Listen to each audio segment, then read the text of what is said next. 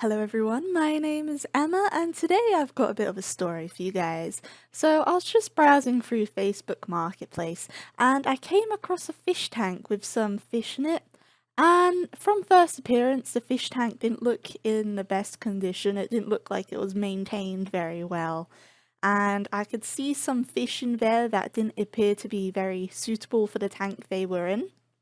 So I messaged the lady on Facebook asking if there was any way I could maybe just take the fish by themselves and not pay for the fish tank because as you can see, I've got quite a few fish tanks already and I don't really have enough space for any more.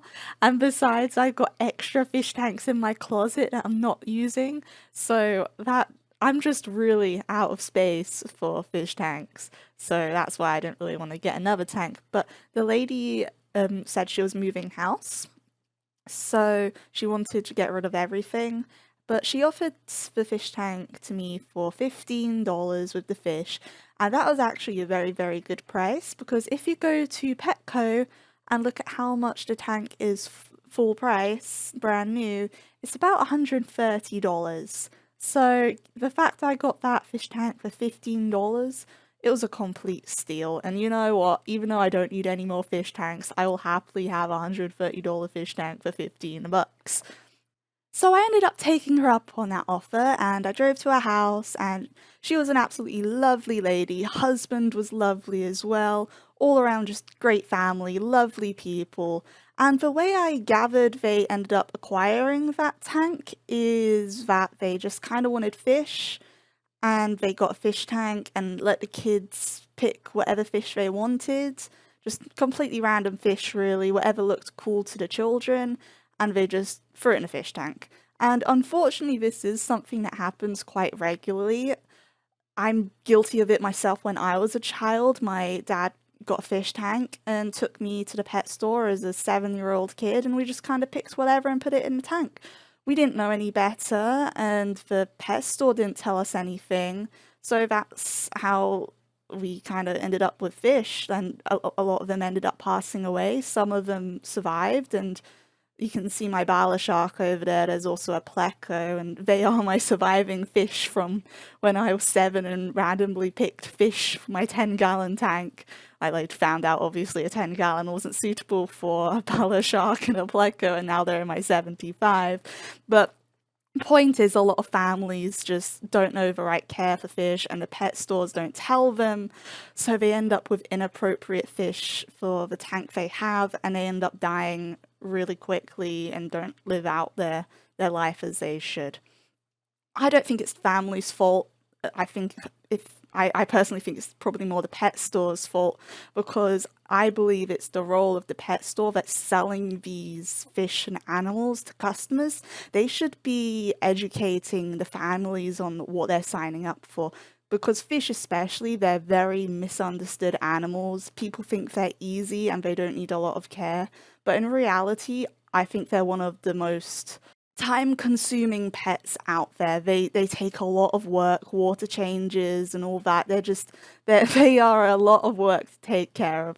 So back to the story, I drained half of the tank and I took the tank in my car and drove home with it. And oh my gosh, the whole car journey home my car reeked of algae after. I've never had a tank that smelled so strongly of algae. And you know what? There are far worse things that tank could have smelled of, but I was just shocked at how caked in algae it was. Although, funnily enough, which I think is very interesting and important for people to remember, I actually tested the water these guys were in when I got home. And the water quality wasn't actually very bad. Ammonia was zero, nitrite was zero. Nitrate was pretty high, between 10 and 20 parts per million. But a lot of people, I think, if they looked at this tank, they would go, oh, those fish, how are they alive in there? But 10 to 20 parts per million, even though it is high, it's not outrageous. But back to the story again, when I got home, I could finally take a good look at these guys. There ended up being 2 albino cory catfish, 2 male guppies, and a clown loach. So, for those of you who don't know what a clown loach is, Um, they get very big. They can get over a foot long, and that by itself would be okay, I think. I can deal with a fish that gets over a foot long. As you can see, I got my Bala shark here, and he's doing great. And then I got my Pleco, who's over a foot long in there too. But what's more tricky about clown loaches is that they need to be kept in schools.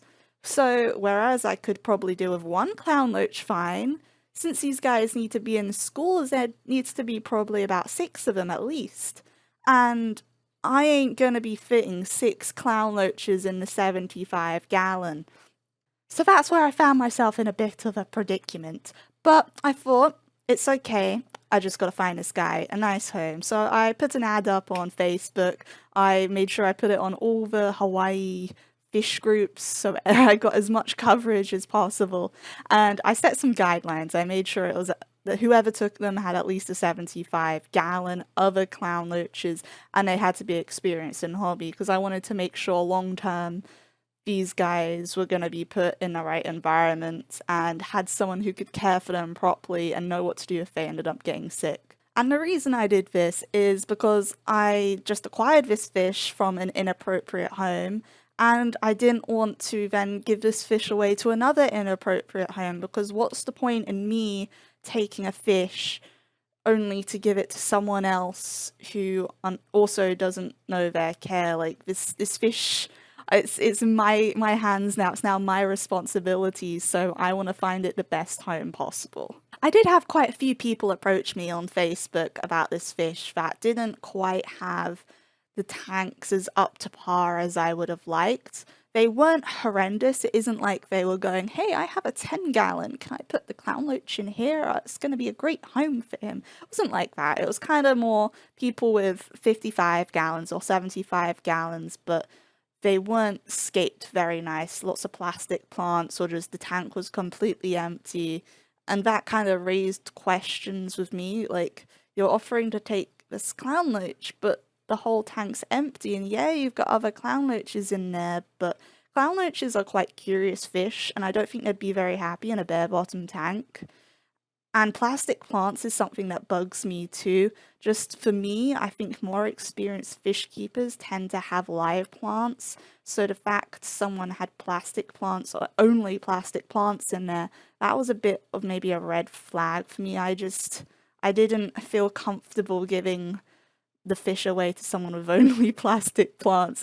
That might sound funny to some people, and now that I'm saying it, it does sound a bit strange, but just for me, I wanted someone with a really nice scape and live plants so I could tell that it was going to someone who cares a lot about their tanks and puts the work in. I did end up finding someone who did have an appropriate tank. It was 125 gallons.